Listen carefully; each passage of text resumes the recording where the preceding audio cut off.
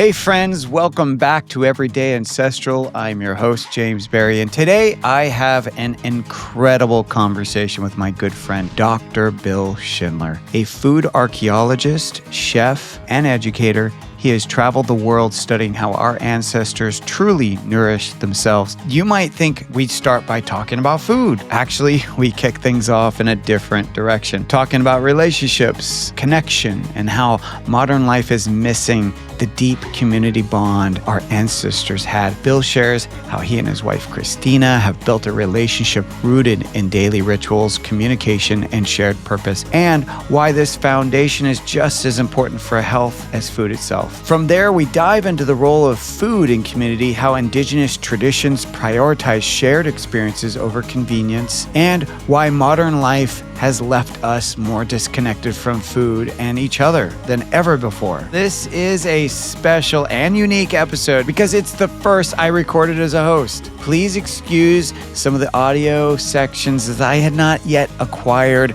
the services of my fantastic producer, Curtis Goodwolf, and his merry team to make my voice sound as sweet as it does now. Anyway, this conversation is going to shift the way you think about food, so let's jump in. Bill, how are you doing, my friend?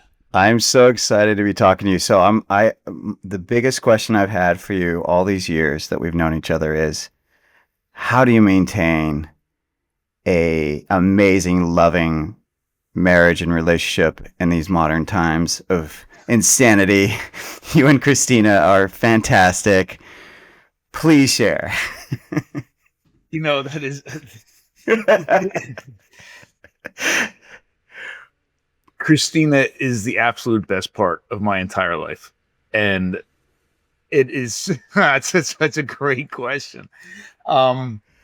We met working together. You know, we literally started my first shift as a new bartender and her first shift as a new waitress at a restaurant called The Alchemist and Barrister in Princeton, New Jersey. Happened on the same exact moment. I'd seen her earlier in class that day, but we met so we met working together and worked together for years. And since we both left our jobs several years ago, me at the college, at Washington College, and Christina as the director of special ed at a nearby county, we've been working together literally nonstop. And I know for a lot of people that wouldn't be an ideal situation, but it's brought us together even stronger. And the key to that is we have something called a couch bed. And I built it 10 years ago. I showed it my Instagram or Facebook feed the other day. 10 years ago, I built it. It's the size of a twin mattress. It sits out front. It's like a porch swing, but we sit on it with pillow. And we sit on that every single morning and start our day and talk and download and have a conversation. And that, I think, has been one of the major keys to our relationship. But she's absolutely wonderful. It's the best part of my life. Is it a casual conversation, or are there very specific points you cover every morning? It depends. It's not always the same. We're working together. When we work together, we're not having like family conversations, or we're not having, relationship conversations. We're having work conversations because there's always something hitting us at any moment. So it's the perfect opportunity for us to sit down. And if there's many things about either our relationship or ourselves or our family that we need to talk about, we talk about. We talk about work. I mean, we really try to keep that line between work and life, or work and personal life, that the very strict line. But the reality is there isn't a line for so many of us. It's an artificial, I think, it's an artificial boundary, because if you're doing what you're meant to do, if you're doing what you love, you should be living your life in that same way as well. And the wonderful thing about us is, I've been able to, for many years, bring my hobby into my profession as an archaeologist and as an experimental archaeologist. And then, now my only other hobby I really had was cooking. And now literally we're doing all of it at the same time. So there's no boundary. So we keep trying to keep this boundary. It doesn't exist. And I really don't think it should. And it's actually a blessing that it probably doesn't. But we do sit there and take care of, I would call it our oxygen mask. We do the oxygen mask thing first. So whether we're sitting on that couch, but every morning we do a quarterly retreat for the work. But the first day of our quarterly retreat, every single time, we call it Oxygen Mask. And the first thing we discuss is our own personal health. And when I mean health, I mean not only physical health, but mental health, all of it. Then we talk about our relationship, because we realize our family is not going to operate if our relationship isn't healthy, and our relationship isn't going to operate unless we're mentally and physically as healthy and nourished as we can possibly be. And then once we've talked about our relationship, we talk about our family, and the entire first day is that. And then we're able to take and focus on work. But we realize that the modern Stone Age kitchen, the food lab, none of it is going to exist and thrive unless we're as healthy as we can be. It's kind of interesting to start a conversation around, ancestral eating and focusing on relationship.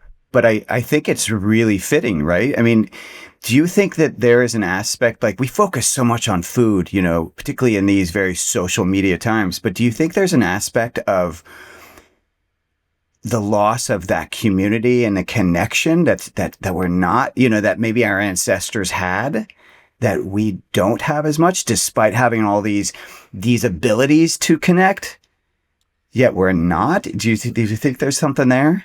100%. And I'm so glad you started this conversation off the way that you did. And I'm so glad you didn't prep me for it, because I had no idea what you were going to talk about. And it's so timely, because if we had this conversation even 3 or 4 years ago, I probably wouldn't have been answering as strongly as I am right now, because right now I fully believe we've spent so both of us, me and Christina, spent so much time thinking about relationships, interpersonal relationships, family relationships, community relationships, because of the place we're in on our own journey now with not only ourselves, but also our business and our family. I realize the importance of it. We were just having a conversation yesterday, believe it or not, in another context, but about how our family has changed due to all the work we've done with indigenous and traditional groups all over the world. And that focus, the reason we went to different places, the reason we went to West Pokot was to learn about ash yogurt made in gourds, right? And the reason we went to Eastern Kenya with the Samburu warriors was to learn about, drinking blood and milk and, bugs in Thailand or potatoes in Bolivia, wherever. The reason we went to these places to conduct research was solely focused on documenting and understanding different ways that people nourish themselves using ancestral traditional practices. But that conversation yesterday, we were asked, did the kids change? Is there something different? Do they look at the world differently because of these experiences? Not the food they were eating, not the fact they were eating bugs and eggs in Thailand. Did something about them change? Are they looking at the world differently? Or, and did it make an impact? And absolutely. And Christina brought up the point, and this is, I'm answering, I promise, but it's kind of a roundabout answer for you. Christina brought up that everywhere that we went, Billy brought a soccer ball. We always, no matter where we went, we bought a soccer ball. We took all the air out of it. We brought a little tiny pump with us, and we showed up. And it didn't matter where we were. In almost every place we were at, we didn't speak the language of the people we were spending time with. We usually had a translator, but you didn't need, when you're there engaged in food, getting food, preparing food, sharing food, that is such a unifying thing that, it's almost a language in itself. But so is play, especially for kids. So, bringing that soccer ball was not only a great sort of way to break the ice, but also a way to just bring people together. And we always left the soccer ball, because we've been places, especially in Africa, where kids, balls are universal, but a lot of people don't have balls, right? So they would take rocks and wrap them in rags and tie string, and literally that's what they're playing with, for a soccer. So it always leave the soccer ball. But that things like playing, things like sharing food, things like dancing. I mean, my God, I can't dance. In fact, the most I ever danced in my entire life was our wedding. I knew Christina loves dance. And I know most people go to have a wedding and they spend a lot of time at the bar. I literally drank half of a beer, my own wedding, half of a beer. And I had one, my dad and I used to we would have, well, what did we have? A drambuie. We drink drambuie. So I had a drambuie with my father, and I had half a beer the entire wedding because I didn't leave the dance floor because it's so important to Christina. But I hate dancing. I love making her happy. I hate dancing. But everywhere that we've gone, we've danced. I mean, dancing is universal. Singing is universal. Telling stories is universal. Fire is universal. So all of these aspects of community and coming together, again, food is part of it too, is powerful.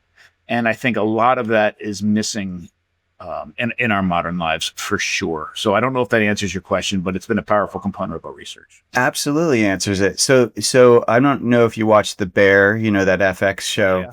So you may have seen, if you had time, episode or season 3 or 4, the latest season, when it ended in the last episode, this major, okay. Oh shoot. Well, I don't think I'm okay.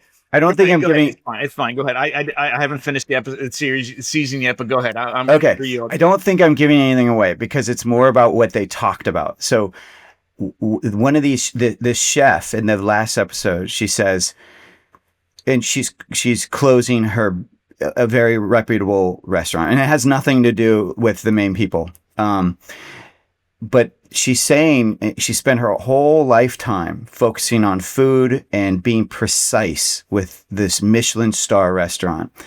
And she said, everyone's asking her, why are you closing? And she says, well, I want to live life.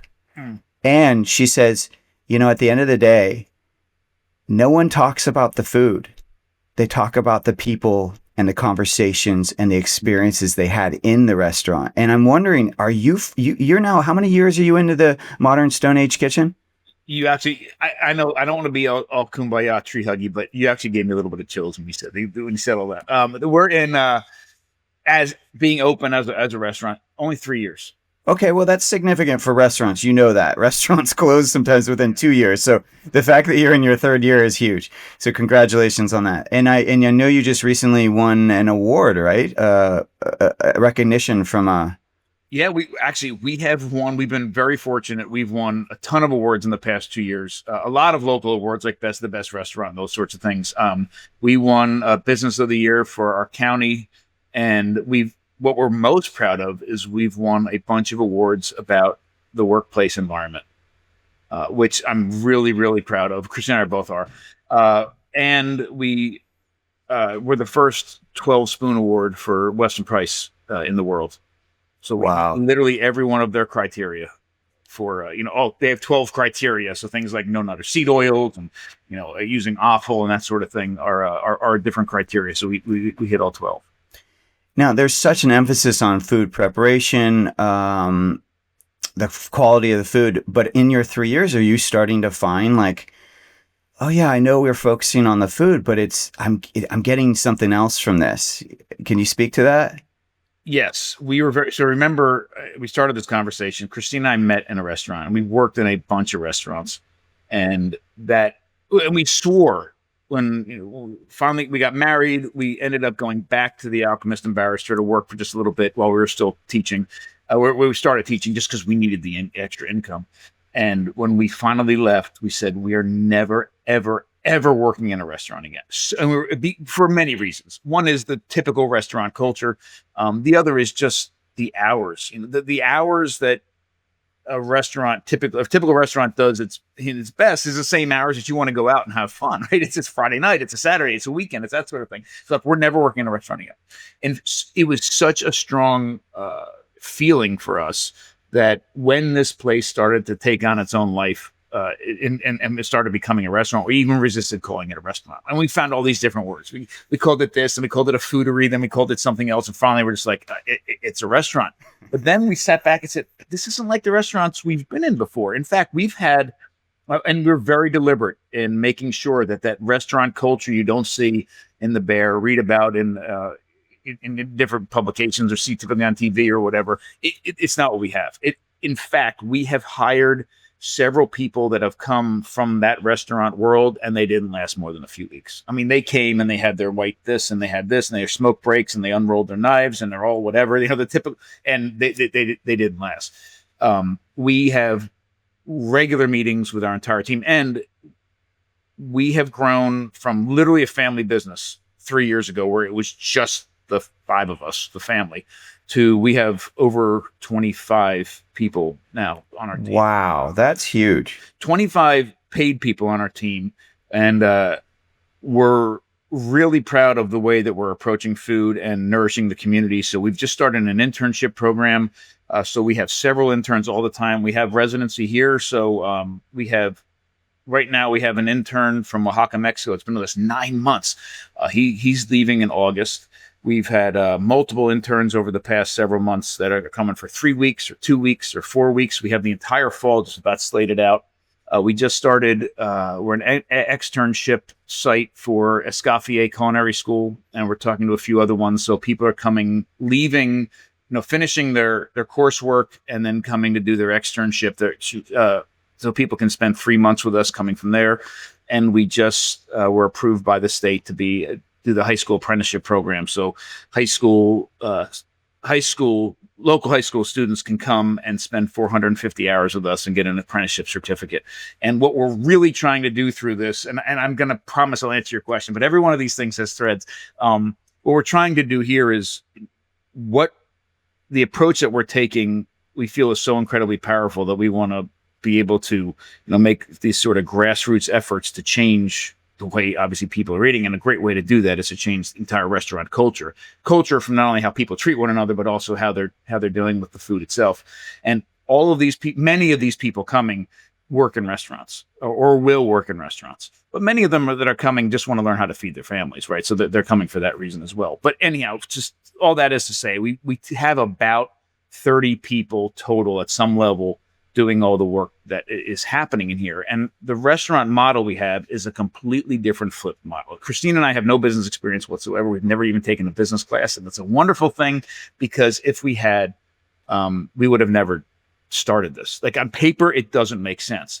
But what has happened is because we're so steadfast in making everything, the process you talked about earlier, making everything 100% from scratch. We are making all of our cheese. We are butchering all of our animals. We are 100% sourdough breads. We're fermenting our vegetables. We're fermenting our dairy. We're doing all of it. Only raw ingredients come in here.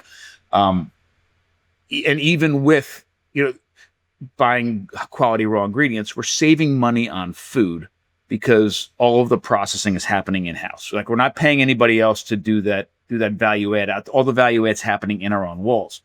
Which leaves money for putting our money into people. So, there's so many benefits of this. One is we get to work directly with local food producers, local farmers, local ranchers. So we get to do a lot of that work that saves us money. It puts money directly into their pockets. They're making more money working directly with us than they are through several middlemen. All of that's wonderful. And we have money to employ people. So, but our payroll is off the charts. I mean, Christina does all the books. She's losing her mind all the time looking at payroll. But when you take that payroll and the food costs together, it's the exact opposite percentage as a typical restaurant. It's typically more food costs and a little bit lower on payroll, or the opposite. But combined, it's about the same, which is wonderful. And with that, and to directly answer your question now, with all that sort of background, people are coming in here and first of all, they're actually doing something. They're not taking this off of a Cisco truck and sticking it in the microwave or just heating it up on the flat top or on the salamander and sticking it out for service day after day after day. They're actually making things. They understand what they're making. They're seeing the entire process start to finish into a customer's mouth. We have a full open kitchen. It's incredibly rewarding to be a part of that entire process and know the thing that you're putting out. It doesn't just look and taste good. It's actually nourishing somebody, right? So the culture in that kitchen is great. Everything's open. Everybody comes in. They talk about what the difference in the culture. I mean, our dishwasher, for example, has an incredible personality. Knows everybody in town. And I was just sitting downstairs before this, having a quick bite to eat before the interview, and I'm watching. And he came out 3 times to come out and greet different people that were in the front. I mean, the dishwasher's coming around the front to talk to people. It's a wonderful place. So I love this, and I think you're alluding to it, but I'd love you to expand on this. So focus on culture within the restaurant. A lot of that's from your experience working in restaurants, yours and Christina's, and wanting to set the standard of what mattered to you in that environment. You care about how food is prepared. You care about where it's sourced. What about the energy? And you did already speak to this, but maybe you can elaborate even more. What about the energy that goes into the food as you make it? You did touch on this, that we're nourishing people, but is it conscious? Like, are you guys actually are you doing any prayers around, the kitchen or food? Are you doing any setting intentions at the beginning of the day when you start working with food? Do you advise any of the people? Like, is there any kind of like, this is a two-part question because it's within your kitchen, but also what kind of energy focus do you find is through your travels and learning about all these cultural foods? Is there an intention put actually into the food itself, or is it just preparation? So we do have a daily team meeting every day and I took this as a fantastic bakery in Dublin called Bread 41, and I staged there last year actually. And there was a pre-shift meeting, which is not rare for restaurants. They have them all the time. But the pre-shift meeting started with asking everybody how they were feeling, where was their energy being focused, what all of these things that focused on the actual team, and then the focus was on daily task and all this. So we do that every day. There isn't. I wish, now that you say it, I wish I could say yes to everything you had just said, but that isn't the case. Although now that you've brought it up, I think I do need to do a little more thinking about it and see if we can implement that. But in a non-intentional way, it is absolutely there. And it's there because, like I mentioned, we are in the act of, we are in the practice, the entire team, of nourishing people, whether they're working in the back doing sourdough pastries, whether they're butchering, whether they are working in the front part of the kitchen, or whether they're sitting there interacting with customers. Everybody knows that what their job is. Their job is to take care of themselves, to take care of everybody, all their teammates here, and to take care of every single person that walks through that door, through not only the food that we are providing, but also through the context and the atmosphere that we're creating. So I will say for sure that the travels that we've had have been very beneficial because they've taught us so many things. They've taught us, this is how this type of yogurt is made in this part of the world. I mean, that sort of thing. And we use this as a blueprint for some of the stuff that we do. But it also provides that incredible context, because food, if you take food out of context, you lose so much of the value of that food. So the ceremony around it, the traditions around it, the love around it, the everything around it, we've tried our best to capture as best as we can, and then bring back to, we talk about it on podcasts, talk about it in presentations, but we also talk about it in our classes and also with our team. So when people are making the food, for example, Zach downstairs now has taken over all of the cheese making. And when I taught him how to make all the cheese that I was already making, all the stories of the cheese making went with it, and every single step. And we learned a lot about a lot of the pasta filata cheeses on a mountaintop in Sicily with an incredible cheese maker. His name is Giacinto. And he would make two things every day. Every day that his animals were providing milk, he would make Caciocavallo, which is my favorite cheese in the world, and then he'd take the whey and turn it into ricotta salata. What's your favorite cheese? What is that? Caciocavallo. So Caciocavallo is it's a stretch curd cheese. It's in the provolone family, but people have seen it. It looks like a sack that maybe kind of like a hobo kind of stick with a sack on the end of it. It looks like that sack. But some people have probably seen it because if you see sometimes in some Italian festivals, you have that like bag of cheese that's hanging over a fire, and then you scrape the bottom onto a piece of bread that's kind of melting. I don't know if anybody's ever seen that. There's been some like TikTok things going around with it, but it's an amazing cheese. It translates into horse cheese. So Caciocavallo means horse cheese, but it's not made out of horse milk. It's typically made out of, not always, but typically made out of cow's milk. Sometimes it's a mix of cow and other. But the way, the shepherds in the mountains, especially in Sicily, would make this cheese, and they'd make, in pairs, and then they tie a rope around, on top of each one, and put it on the back of the horse, and then you'd have it on the back. It would age as you're like going around and on the horse to the mountains for weeks. It's an amazing cheese, but the same exact process, except for the very, very end, is the same as making other provolones and ragusano and pizza cheese and all these other things. So, we're sitting there as I am teaching Zach how to make the cheese that we put on so many of the things here. I'm telling him all these stories about Giacinto and exactly how it was made and what the smells were like and what the experience was like. And I know every time I make that cheese, I'm thinking of that. And I'm hopeful that every time he's making that cheese, he's thinking about these things.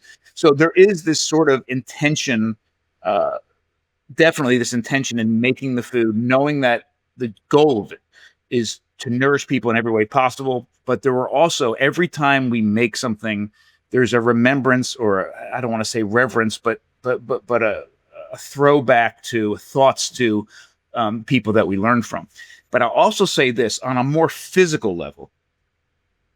There's something very special about making food traditionally, and I'll use sourdough bread as an example. And I'm sure a lot of people listening to this are very much in a low carb or carnivore world, but I would expect that many people are probably in more of a Weston price sort of just nourishing food sort of thing, where at least sourdough bread is a part of your diet at some level. Sourdough bread is obviously completely, and we can dive in deep, but a completely different food than other breads for a lot of very, very important reasons. But one of the things that it does, in addition to providing all sorts of health benefits over a more commercial bread, is that it brings in the sense of terroir, right? The sense of place. We talk about terroir in the wine industry because, obviously vines that are growing in Argentina and the growing conditions in the soils and the climate are different than they are in, say, Napa, and it produces different. Even with the same vines, it would produce wines of different quality that are reminiscent of terroir, that sense of place. And for the most part, people are only talking about terroir with wine. Other than that, in the modern food system, we celebrate uniformity. We celebrate the fact that you can get a McDonald's hamburger in New York City and a McDonald's hamburger in Tokyo, and they taste exactly the same. Or you can get Budweiser all over the world and it tastes exactly the same. And while difficult to achieve, I mean, it is an act of incredible precision and technology to be able to produce the exact same food in different parts of the world. It's not something we should celebrate. What we should celebrate, again, is the fact that all traditional food provides that sense of terroir, that sense of place in so many different ways. And one of the ways that it does that is because the foundation of almost every traditional diet I've ever found around the world is fermentation. Fermenting dairy, fermenting vegetables, fermenting meat, fermenting sugars and alcohol, fermenting grains, all of these things. And the colonies of wild bacteria and yeast that exist in different places are different, and they produce different qualities. Some of them are very, very minute, but nuanced, but they're there. So even if I made the same exact loaf of sourdough bread here in Maryland, and you made a loaf of sourdough bread using the same recipe and even the same flour in San Francisco, there'd be little differences. And that's something we should really celebrate. So I think this is a fantastic story. Years ago, and I think it was 6, 7, 8 years ago now, there was a very large study done where the researchers went out and collected bread from different sourdough bakeries all over the world. And they tested the bread and wanted to see if they could look, starting with the bread and the wild bacteria and yeast populations that were in the bread, now obviously dead now because they were cooked, but if they could look at that and identify the bakery that the bread came from by the colonies of, unique colonies of bacteria and yeast, and they could. And it wasn't a big surprise. I would have guessed that they could, but what they found was something even deeper, and I think really more powerful, and speaks a little bit to some of the points that you're making. They not only could identify the bakery, but they could, because of the colonies of bacteria and yeast present in that bread, they could identify it down to the baker. It turns out that the bacteria and yeast that are literally on the skin of individual bakers' hands impacted the bread enough that they could identify it under a microscope. But what was even more beautiful is that when they looked deeper, they could tell that it was a symbiotic relationship, that the wild bacteria and yeast that was on the bread was also impacting the microflora on the skin of the baker. I mean, it was a give and take. To me, that's beautiful. That's what real food is all about. Now, you just made a comment there that I think is interesting, potentially that people may not know, but you said, okay, the properties of the bread are dead now that it's been cooked. So in a sense, the sourdough process is more about making that grain bioavailable to you, not necessarily about you getting a culture into your diet, right? There's a video circulating right now, and I hate to not like it. It's somebody standing at a podium talking about the fact that there's lactobacillus bacteria in sourdough bread, and it has all these wonderful benefits and all these things. But what he doesn't say is it's dead. Like it's dead. Now, there are some studies that are being done right now that suggest, and I don't know all the science behind this, and I don't understand why, but are suggesting even dead probiotics are better for you than no probiotics whatsoever. And I don't know what sort of benefit they impart, and I don't know if I fully believe it, but I don't know enough to make a statement on it. But this is what I do know. The benefits of true sourdough bread are many. From sort of that touchy-feely sense, that sense of terroir and that sense of tradition and all that are there for sure. But true sourdough bread, and for people who are thinking about trying sourdough bread or are in the process of consuming sourdough bread or any of this, please pay very close attention, because what I'm about to say is typically missed in a conversation about sourdough bread. First off, what makes sourdough bread different than any other bread is that it is produced through a combination of two different fermentations. So there's a yeast fermentation and a simultaneous bacterial fermentation. And this is the oldest bread we know of in the world right now is a little less than 9,000 years old. And the entirety of the time bread was made from then until the mid 1800s, all bread was sourdough. Like it was by default sourdough. If you were harnessing the wild yeast from the air to leaven the bread, to make the bread rise, you automatically got the wild bacteria as well. And so, and by the way, same thing with beer. Like beer, up until the mid 1800s, beer was a sour beer. So we have it's a big thing now. People talk about sour beers. So beer was sour until you, intentionally in a lab took yeast strains out and just kept those yeast strains alive by themselves and stuck them in the beer, stuck them in the bread, and so you have both of these fermentations happening at the same time. This is the traditional way of making bread and the traditional way of making beer. Now, the yeast fermentation produces two things: carbon dioxide, which makes the bread rise, and alcohol.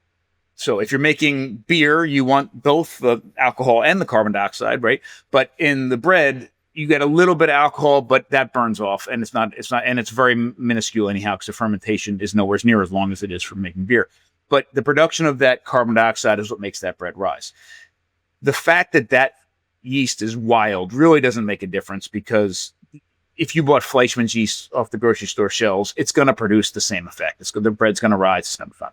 The important part of the sourdough is the bacterial fermentation. Now, these are wild strains of bacteria endemic to your area. So they're the ones that are native to where you live. They're in the air right now. I mean, you can't see them in front of me, but they're between you and me. They're on my skin. They're on the table. They're on the flour. They're everywhere. And when they start fermenting, they are doing many, many things. One of the things that they're doing is that they are eating the available sugars that are in the grains, in the bread. The other thing that they're doing is the byproduct of that is lactic acid.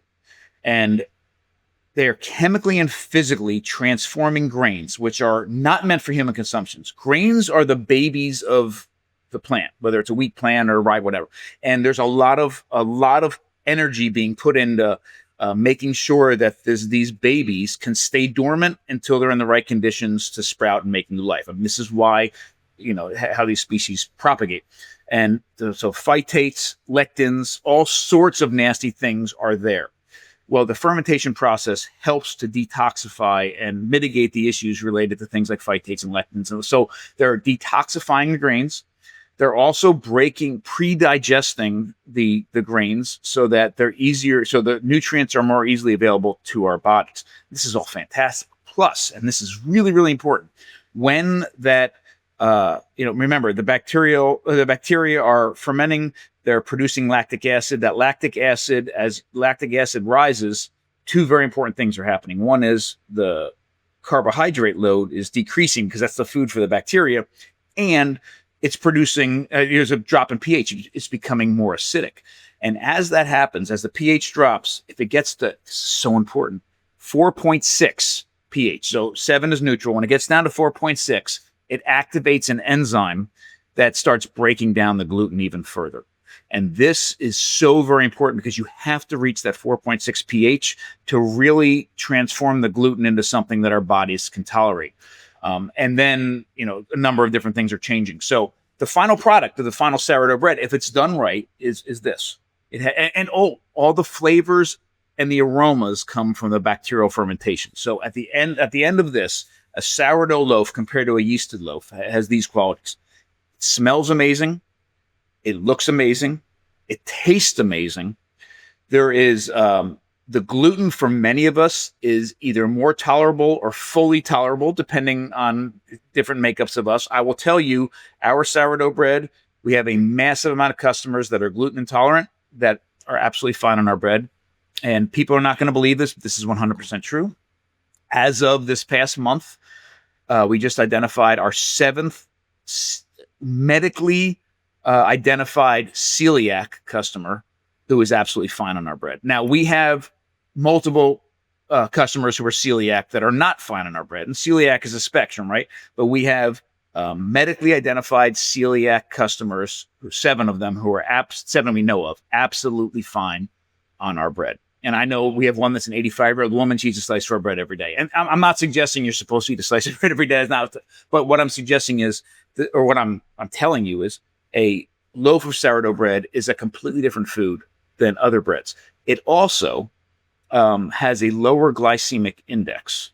So, glycemic index 0 to 100. 100 is pure glucose, our blood sugar response to this. Any bread, any regular modern loaf of bread, I don't care if it is 100% white Wonder Bread or Petridge Farm multi-berry, whatever. It doesn't matter what it is. They all fall in the high range in the glycemic index. So that means we have a huge blood sugar response spike when we consume that bread. Same exact ingredients, but put through a sourdough process, drops it through the middle range down into the low range. So our body, our blood sugar response to that bread, just because the sourdough process is completely different than it is if it's not sourdough. But here's the problem. Oh, very quickly. There's 2 major types of sours in food. One is produced from lactic acid, which is a very pleasant sour. So that's the kind of acid you would get, the kind of sour you get in things like yogurt, for example, or good sourdough bread. It has that very mild, pleasant sour. But then there's also acetic acid, which is vinegar, and it's a very harsh sour. If I don't ferment the bread properly, and if I let my mother go too long, in addition to the regular yeast fermentation and bacterial fermentation, all that alcohol that's building up starts to get acted upon by another bacteria, an acetobator bacteria, which eats the alcohol and produces lactic acid and produces a really harsh, nasty for bread sourness. And unfortunately, so many people have had sourdough bread made poorly that they think it's supposed to taste very sour. And it's not. And a lot of times when you get that really, really sourness, it's so harsh. Like, what is this? Vinegar is great with fish and chips and French fries. It's terrible in bread. So we don't want that fermentation to go to that extent. But at the same time, because we have this idea of sourdough bread having to be sour, the modern industrial food system has figured out a shortcut. And so there's and you need to understand this, there is no FDA regulation anywhere in this country. And in fact, in most countries, there are no governmental regulations, oversight to metrics you have to, or things you have to meet, requirements to call something sourdough. You can call anything sourdough. And so what the modern food system has done is, if I'm fermenting this bread properly, it means I am literally babysitting trillions of wild bacteria and yeast, dealing with all sorts of different variables like temperature and humidity and all these other things, and trying to make this work over a very long period of time.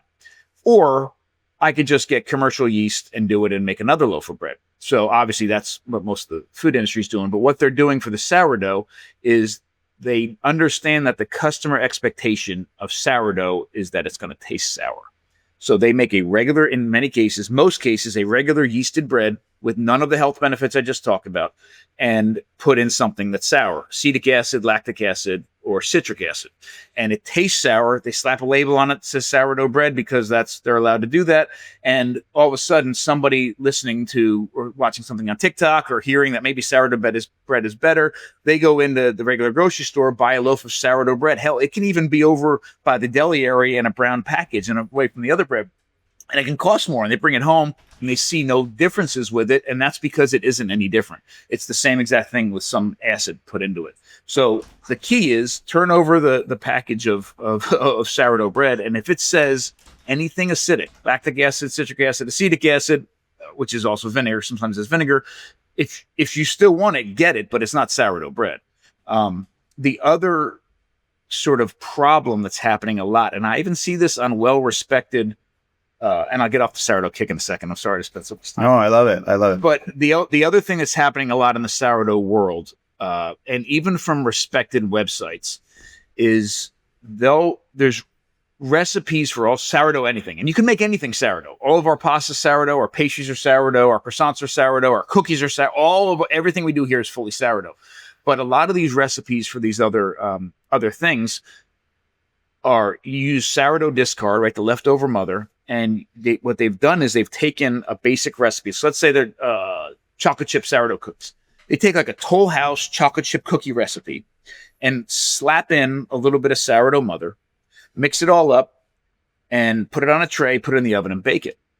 The problem is the 2 cups of flour that you added to those cookies never had time to ferment. They've never been through that chemical and physical changes produced by that fermentation. It's never reached the pH of 4.6 or below. None of those things have happened. All you did is slap in a little bit of sourdough mother. You've called it sourdough.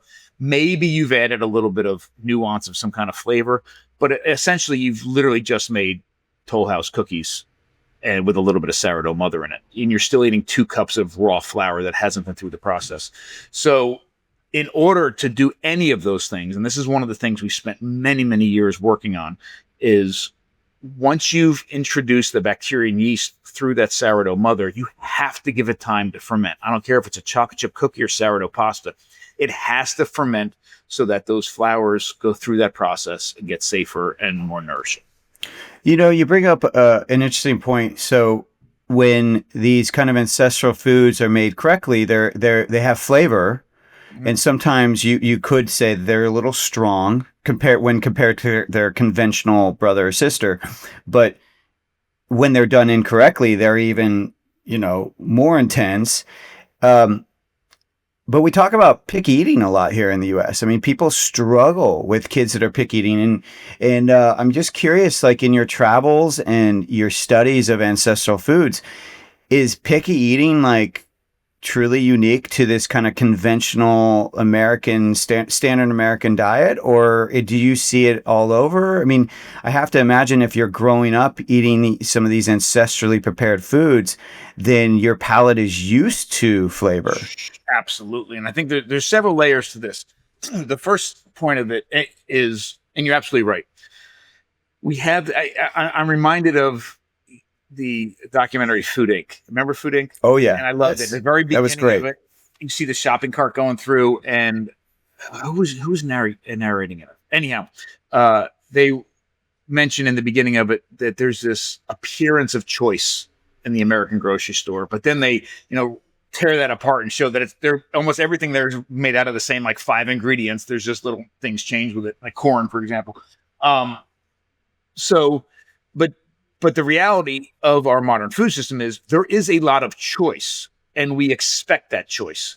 And that isn't present in a lot of the indigenous and traditional communities that we've been in. This is what's served, right? This is what's here. And we went out years ago. There's a fantastic woman out in Boulder, Colorado, and she has transformed the school lunch program there. And I think her nickname is Angry Lunch Lady. I forget what but she's amazing. The entire, we had her come out and speak at Washington College, and she's standing up on stage and she's saying, look, and this is years ago, my team makes everything from scratch for the entire school lunch program for all of Boulder, Colorado. And she said all these things. It sounded great. but she left. There is no way she's doing it. And if so, are these kids really eating this food? And how is it all working? So we literally went out to visit. We went and had a meeting with her, and then we went into some of her cafeterias, and we saw where she's producing the food. We even brought our youngest daughter, Alyssa, and because she has the most discerning palate of the family, I'm like, if she likes it, then. And we ate, and what we saw was remarkable. First of all, everything she said she was doing, she's doing. It's unbelievable, and at a scale. It isn't like this tiny little, school district in Beverly Hills. It's an entire city school district. It's fantastic. But one of the things that I took away from that experience was, how do you do this? She goes, well, what kids are expecting when they go to the cafeteria in school, it's 7 different options and all of these different things. That's not how you eat. That's not even how you eat at home. You go home and your mother or your father, whoever, makes one thing and everybody sits down and eats. That's how it's been forever. So she gave 2 choices. She gave, I think, a vegetarian option and a meat option. That's it. That were the only 2 choices every day. I mean, the menu changed every day, but those were your choices. Because she couldn't keep up with making 7 different choices entirely from scratch for an entire, but she did that, and that was manageable. The other thing that I think about a lot, so I think when you're talking about picky eating and all of these things, we've allowed ourselves or our children or the communities to have this expectation of choice all the time, no matter where you are. And then to keep up with that demand and that choice is almost impossible. Like even here at the restaurant, like we have choices, but we by no means have a diner level menu, because we would never be able to create that food according to our standards, all of that different food at the same time with teaming it. But this is, I think, is very interesting, is when you're talking about kids and picky eating. I think it's very strange what we have normalized and joke about and write about in baby parenting magazines is a very, very strange phenomenon in the modern world. Like we literally, and it doesn't happen anywhere else in the animal world. Anywhere. We take kids, when we wean our babies off of their mother's milk, we put them in a high chair. And these kids, this is the picture that we all laugh about, but then I want to paint it in another light. We take these screaming, starving children and put them in a high chair and strap them in. And then we take this completely dead, nasty, oxalate-filled food and a jar and open it up, put it in front of them, and fight with them for 45 minutes to eat this food. Like, and laugh about it, make up little games about airplanes going into hangars and trains and race cars and all these things to try to get them to eat this food. And meanwhile, they're spitting it up and throwing it across the room. And while we're listening to the parenting magazines and we're trying to be a good parent and get these kids to eat this food, what we're essentially doing is teaching them to not trust their senses. I mean, we have these senses, our eye, our sight, all of our senses, our smell, our taste, our feel, all of these senses are the product of millions of years of evolutionary pressures to allow us to make decisions for ourselves for a lot of different things. But one of the primary things it allows us to do is make decisions about what we should eat, right? Well before books and nutritionists and doctors and podcasts and all the cooking shows, in order to figure out what was good to put into our mouth, the first thing we did was see it. The next thing we did was touch it. Right. The next thing we did was smell it on our way to our mouth, and we put it into our mouth and we started chewing, and then we got all those responses, right, from that experience, some of that smell, some of that taste. And then we either decided to swallow it or spit it out. And you know what? It's worked really well for 300,000 years. In fact, so well that our bodies and our brains grew to modern proportions. Right? It's been an amazing thing. Very, very safe. But we are teaching our kids to not trust their senses. There's a reason why we put down a jar of spinach in front of them and they throw it across the room, because they have no business eating it. Like that's not what they should eat. So when we go to a lot of these groups, we see kids eating. The kids are sitting down and eating real, incredibly nourishing food. And you know what? They're relishing it. They're eating it. They're eating it down. They're not fighting. And you don't see this kind of thing with other animals either. I have, and look, I'm coming at this speaking about it from this top-down sort of view. I realize day to day, how this all works. and kids screaming and trying to feed them, I realize it's not as simple as what I'm saying. I also want to make sure everybody understands that we did exactly what I said. Like, we put kids in the high chair, we put beach nut baby food in front of them. This is we forced it. We made the train things. I'm not trying to judge. I'm actually coming from a place of experience and wishing I had done it different. But I do know people that have done it different. I do know people that have gone directly from breast milk to chopped up raw liver. And these kids and the examples, and I know these are anecdotal, but the anecdotal examples that I know, 3 years later, these same kids that, started solid food on incredible things like liver, when presented with options, including the liver on the table, they'll go for the liver. So yes, we're training this out. And unfortunately, one of the things that we're training when we're forcing kids to eat something that every part of their body is, telling them no, we're forcing them to not trust their own senses and forcing them to then listen to all other people to have control over their diets. Well said. It's really interesting to me because you've really taken on the role of like, okay, I'm going to study ancestral ways of living and eating. Now, maybe you could actually talk about that before I ask this question, but I've heard you say that you are a professor of archaeology, and then I've also heard you say I'm a food archaeologist. So which came first, the chicken or the egg, and what made you then get into food? Because I'm assuming you went into archaeology first and then gravitated towards food, but maybe I'm wrong.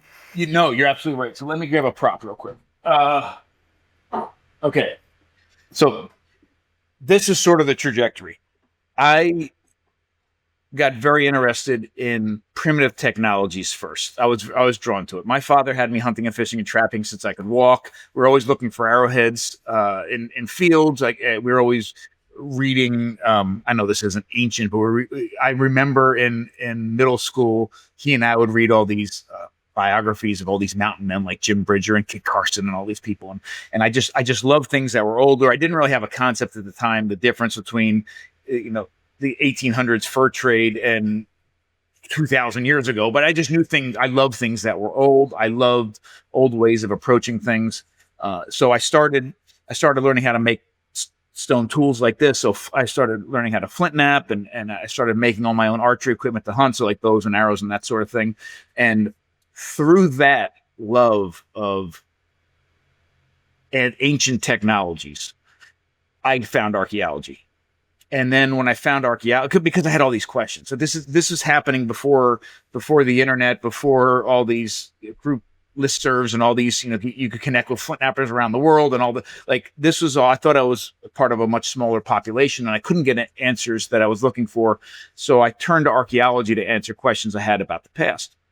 And I dove deep. It was great. I got my PhD in archaeology, but my focus was on a part of archaeology called experimental archaeology.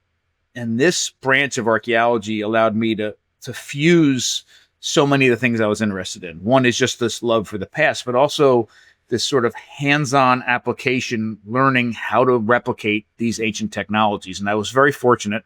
I trained with some of the best primitive technologists around the world. In ancient pottery and ancient stone tool making and hide tanning and all these things. So in addition to just sort of regular field archaeology, like you'd see on TV with digging in the ground, which I've done quite a bit of, my focus was on experimental archaeology, which means, you can imagine you're digging a 6,000-year-old site. There's only bits and pieces of things left behind. And nobody throws away a perfectly good stone tool on purpose. But once it's been used too much and resharpened and no longer useful or it breaks, that's when it gets discarded. That's when it becomes part of the archaeological record. So those are the things that we find, right? We find this broken bit of a tool and we're like, okay, we know humans made this, but we have absolutely no idea how it was made or how it was used. So my job was, it was often to go and, okay, an archaeologist come to me and say, I don't know what this is. Tell me what you think this might have been and how it was made and how efficient it was and what it was used for. So I would replicate the tools using the same techniques and then put it through a series of experiments to understand, okay, this functions best as for processing plants or for butchering or for doing whatever, and then go back and say, here's my interpretation of what this is. So with all this going on for decades, I realized partially and in a large part through Christina's urging for me to focus my passions on things that could help people beyond just sort of academic exercise, actually help our family, I realized, and this is a powerful moment, I realized that almost every single prehistoric technology for 3.5 million years has something to do with food. Period. Stop. Like, whoa. And as soon as I realized this, I already realized that our diets changed drastically over the past several million years. And I also had realized that every time something changed drastically in our diets, we saw some sort of evolutionary response, right? So when safer and more nutrient dense and more bioavailable food entered our diets, we saw jump in body size, we saw jumps in brain size, we saw jumps in community size. All of these things are changing. So I knew the direct link between diet and evolutionary change and what made us human. But what I realized at that moment was that the direct link between technological innovation and dietary change. What's different about human, and it became the focus of all of my work and everything that I do at that moment. And that's when I became a food archaeologist, to answer your question, because I then focused it on food through technology. Humans, one of the things that humans do different than most other animals is we don't rely solely on our anatomical features to access, process, and digest our food, right? What happened over the past 3.5 million years with the introduction of the first stone tool, then advancing stone tool technologies, then fire, then fermentation and hunting technology and all these different things, is that we began to outgrow our digestive tract. We began to process food outside of our body. And I say process, I mean in a very positive way, not ultra-processed Doritos sort of sense, but in a very positive way. When we started to be able to detoxify foods outside of our body before we even ingested them, or make them more nutrient dense, or make them more bioavailable, everything began to change. And our bodies were now nourished to the point where dietary change didn't push brain size growth and push body growth. Other things were sparks that got that going. But dietary change fueled all of that growth, right? It fueled the body change. It fueled the brain growth. So the link between technological innovations and dietary change is a very strong one. And the link between dietary change and evolutionary change is a strong one. So what I'm focused on is how did those technological changes over time, how we got food and processed food, literally make us human.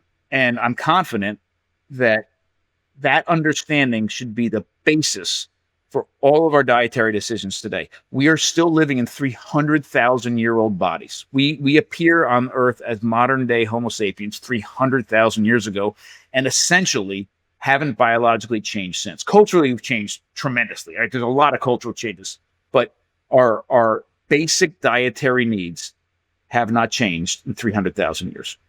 So one of the things that I always turn to, the first thing I turn to every time I have a question about food, diet, health, any of it is, okay, what were our diets like when we first landed? When not landed, when we first appeared on Earth. Right. And that should be the foundation. Now, I'm not saying we should eat the same exact diets now. In fact, I think those diets can be improved upon, but that should be the foundation for dietary thought, dietary discussion, dietary change. Wow, there was so much to unpack in the first half. I love how Bill connected food to community, play, and human connection, something that is missing in our modern world. But trust me, we are just scratching the surface. In part 2, Bill also breaks down whole animal eating, why modern meat consumption is so wasteful, and how we can eat in a way that respects both our health and the planet. So if you thought part 1 was eye-opening, wait until you hear what's next. Make sure to tune in for part 2. Thank you and stay curious.